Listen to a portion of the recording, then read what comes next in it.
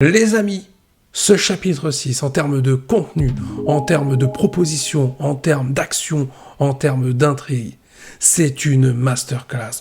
On a un Shikamaru qui nous sort le grand jeu par rapport à la situation de Boruto. Un Shikamaru comme on l'aime, un Shikamaru qu'on retrouve, qu'on avait perdu depuis la fin de Naruto Shippuden. Cette fois-ci, il est de retour. On retrouve toute l'intelligence de Shikamaru. Je ne vous en dis pas plus, on voit ensemble ce que nous réserve ce chapitre avec le résumé complet. Le chapitre est intitulé « Devenez la flamme qui guide les ténèbres » et la cover de ce chapitre est représentée par Shikamaru, le 8e Hokage. Le chapitre 6 démarre avec Shikamaru en train de consulter les deux sages âgés de Konoha au sujet de Boruto. Il se questionne sur le retour du jeune shinobi. Quelles sont ses intentions puisqu'il est responsable de la mort du 7e Hokage. Face aux deux sages, Shikamaru prend la défense de Boruto en reconnaissant que c'est tout de même grâce à lui que le village a pu être protégé de Code. La suite de la discussion se porte sur la nomination officielle de Shikamaru en tant que 8e Hokage. Depuis 3 ans avec la disparition de Naruto, celui-ci a toujours refusé d'être officialisé dans ce poste. Désormais, la donne a changé. Avec les derniers événements et la menace qui pèse à Konoha, il pourrait être obligé d'accepter d'être officiellement le 8e Hokage de Konoha. Désormais dans son bureau de Hokage, Shikamaru se fait rejoindre par Ino. Il lui demande de couper l'intégralité de la communication avec l'équipe de détection, ce qui est contraire aux lois de Konoha. Cependant, Shikamaru insiste, il ne veut surtout pas que d'autres personnes, dont Eda, Kawaki et Amado, ne soient au courant de la mission qu'il s'apprête à confier à Ino. Pendant ce temps, Kawaki explique à Eda qu'il a pris conscience de ce qu'il était, de son identité. Il n'arrive pas à comprendre ce qu'il s'est passé avec le pouvoir d'Eda, mais pour lui, c'est une existence complètement différente. Il demande à Eda ce qui est arrivé à Code, qui semblait avoir le contrôle de la situation. Elle lui révèle qu'il a tout perdu et que les Shinju ont désormais pour cible Kawaki et Boruto. Eda rajoute également que Naruto est ciblé par Jura et qu'elle-même est dans le viseur d'un des Shinju. Kawaki commence à fulminer par rapport à la situation en plus d'être énervé du retour de Boruto. Demon, présent à côté d'eux, insiste sur le fait que c'est de sa faute. Il devrait dire la vérité sur ce qui arrive à Boruto. De toute façon, Demon s'en fiche de savoir ce qui va arriver à Kawaki. Ce qu'Eda n'apprécie pas. En pleine discussion, Sarada est heureuse d'avoir retrouvé son ami, pour qui elle était tant inquiète. Boruto leur explique qu'ils n'ont rien à craindre avec sa présence, son chakra n'est pas activé et ne peut être repéré par l'équipe de détection. Par contre, Kawaki peut le détecter. Ayant rejoint Mitsuki, Kawaki ressent la présence de Boruto. Au même moment, Mitsuki entre en contact avec Shikamaru pour lui faire part de cette information. Mitsuki est déterminé à se retrouver face à Boruto. Shikamaru lui dit que ce n'est pas possible, car si lui et Kawaki s'approchent de Boruto, il ressentira l'arrivée de Kawaki et s'enfuira. Mitsuki règle aussitôt ce problème et assomme Kawaki, coupant en même temps la communication avec le 8e Hokage. Du côté de Boruto, celui-ci explique à Sarada et Sumire qui sont réellement les Shinju et la menace qu'ils représentent. Le fils de Naruto explique que le chakra de Code, mélangé aux données d'Ishiki Otsutsuki, ont fait évoluer les créatures liées à Jubi. Ces Shinju sont déjà devenus des êtres sacrés. Leur objectif, il est très simple, c'est de continuer à évoluer et parfaire leur évolution en mangeant Boruto et Kawaki. À cet instant, Shikamaru entre en contact avec Boruto et ses camarades. Le 8e Hokage provisoire pour l'instant explique qu'il s'agit d'une communication non officielle. Il demande à Boruto de quitter le plus vite possible les lieux, il est traqué par un shinobi. Soudainement, Mitsuki arrive et tente d'immobiliser Boruto avec ses serpents. Boruto parvient à se défaire de l'attaque surprise de Mitsuki en utilisant la technique de Minato, semblable également à la technique de Sasuke lorsque celui-ci avait encore son Rinnegan. Le face-à-face est inévitable entre ces deux anciens amis. Submergé par la haine et son mode ermite, Mitsuki ordonne à Sarada de s'écarter. En l'espace de quelques secondes, Mitsuki lance l'assaut à l'égard de Boruto avec ses serpents. Boruto esquive et découpe un par un les serpents de Mitsuki. Ce dernier continue de l'attaquer. Boruto parvient à s'envoler sous les yeux choqués de Sarada, mais Mitsuki est déterminé à le poursuivre. Toujours en discussion avec Boruto, Shikamaru lui explique qu'il fait tout pour le sauver. Avec les preuves qu'il a récupérées, il croit en l'innocence de Boruto. Il rajoute aussi qu'il a besoin de lui pour protéger Konoha. À la fin du chapitre, en pleine forêt, à proximité de Konoha, Boruto et Mitsuki se font face.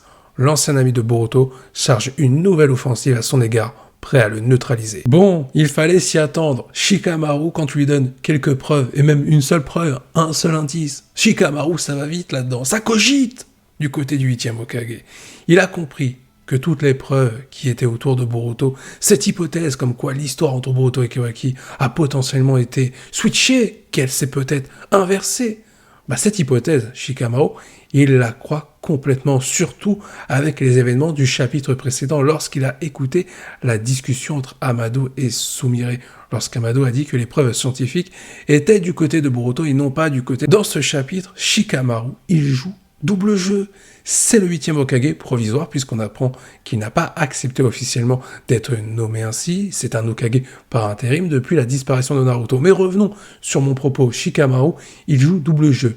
Par rapport à Konoha, le village qu'il est censé gérer, et par rapport à Boruto. Il fait croire au village qu'il est d'accord avec eux, qu'il est d'accord avec ce qui se passe autour de Boruto, mais en réalité, il fait tout pour protéger Boruto de ce qu'il va lui arriver par rapport au fait que Mitsuki, il veut s'en prendre à lui. On est sur une véritable masterclass de Shikamaru, puisqu'à ce moment-là, il nous révèle clairement dans ce chapitre pourquoi il croit en l'innocence de Boruto, en cette fameuse hypothèse, alors que tout laisse indiquer, par rapport à sa mémoire qui est faussée, que Boruto est un véritable coupable ayant tué Naruto.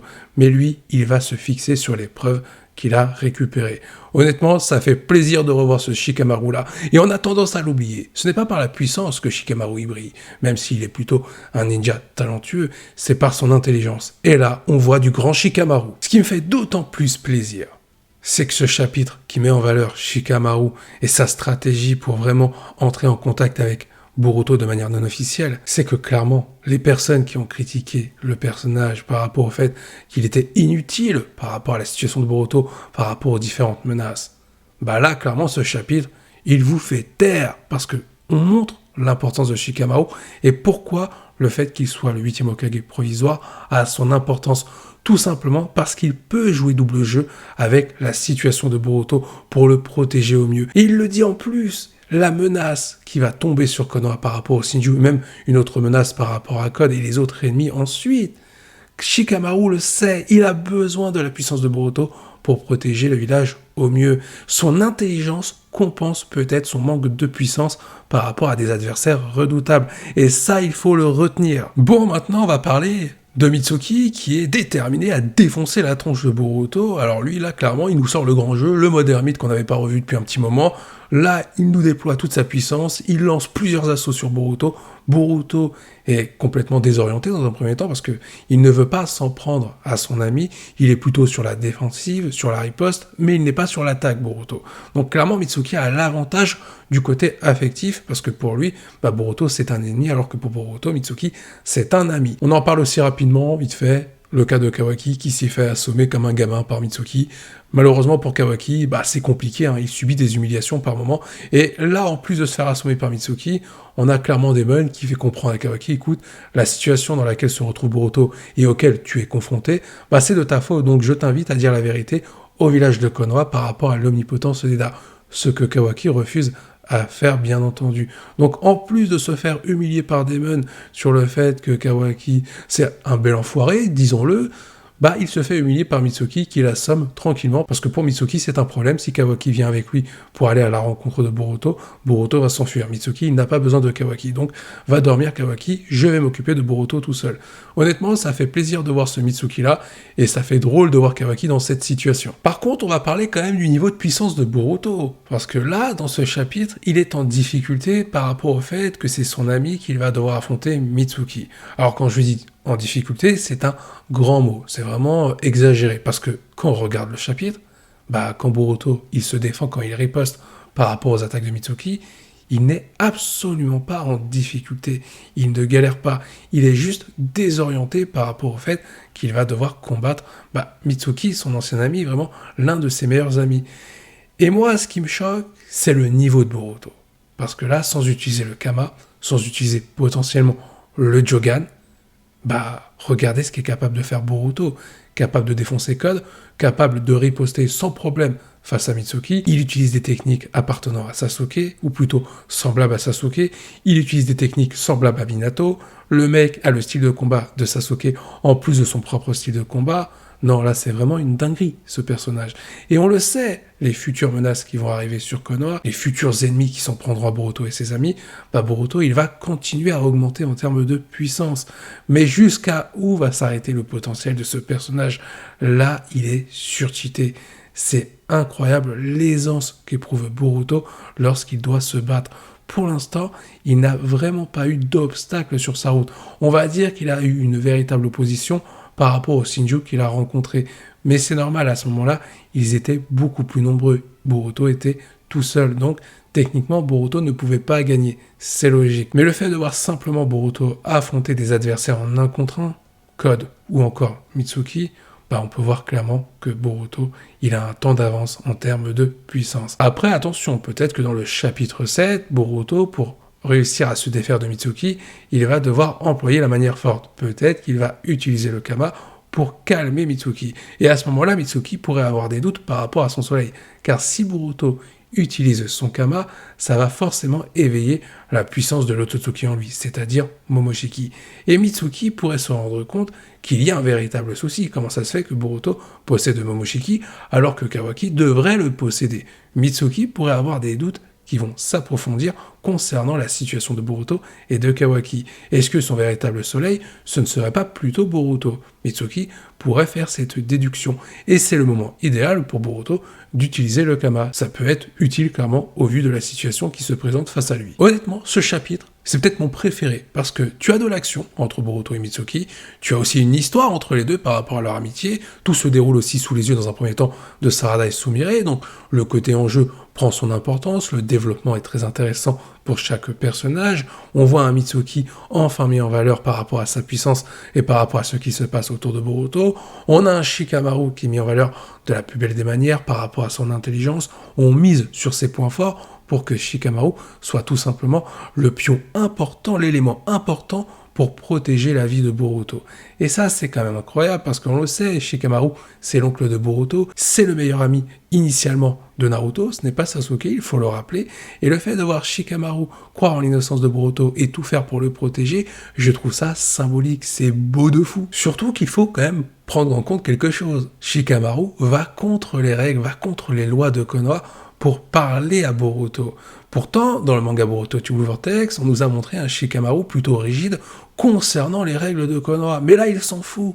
Il veut protéger Boruto. Il va au-delà de toutes les règles. C'est beau de voir un Shikamaru évoluer comme ça, encore une fois. Moi, je trouve ça bien pour un personnage qui a été délaissé. On le remet en valeur. Et le titre de ce chapitre, La flamme qui guide les ténèbres, ça représente parfaitement le rôle de Shikamaru, l'héritage que lui a laissé Asuma à l'époque. C'était parfait comme chapitre. En attendant de découvrir ce chapitre qui sortira sur Manga Plus, n'hésitez pas à donner votre avis en commentaire. Qu'est-ce que vous en avez pensé? Sur ce, il est temps pour moi de vous quitter. Je vous dis à la prochaine. Portez-vous bien et n'oubliez pas que la volonté du KT soit avec vous.